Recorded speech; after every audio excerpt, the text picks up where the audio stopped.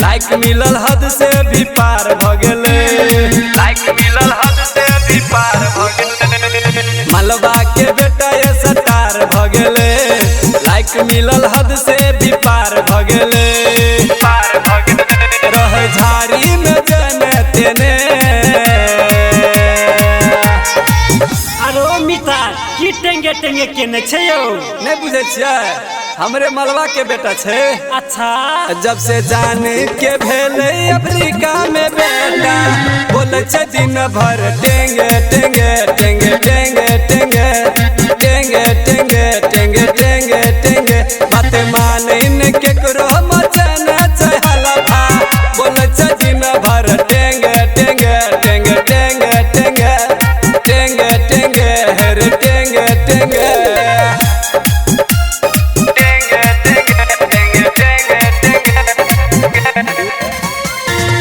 बाई DJ Umesh Shukripur बाजार।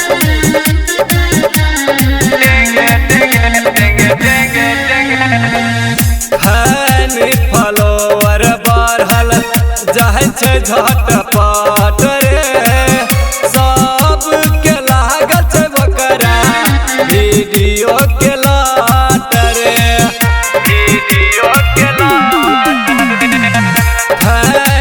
Follower बढ़ल जाए छे झटपट रे, सब के लागल छे बकरा वीडियो के लाट रे। रह दिन भर कोने कोने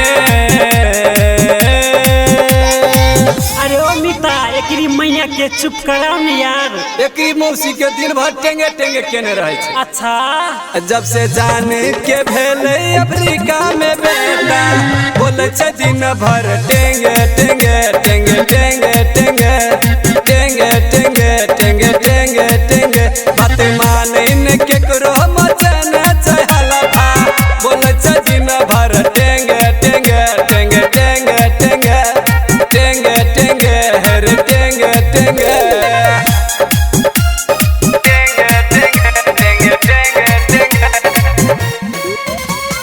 म्यूजिक बाई डीजे उमेश शुक्रिपुर बाजार।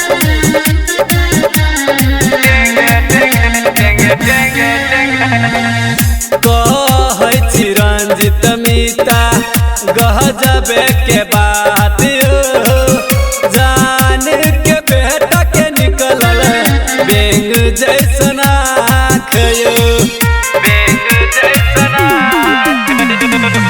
कहै छी रंजित मिता गजबे के बात जान के बेटा के निकलल बेंग जैसन आँख यो। आर के रॉबिन के खोजे कोने चुप कराओ न यो मिता कते टेंगे टेंगे केने छे की कहूँ दिन भर माथा हैंग केने रहे छे ई छोरा। अच्छा जब से जान के भेले अफ्रीका में बेटा बोले छे दिन भर टेंगे टेंगे टेंगे टेंगे टेंगे टेंगे टेंगे टेंगे टेंगे टेंगे बात माने न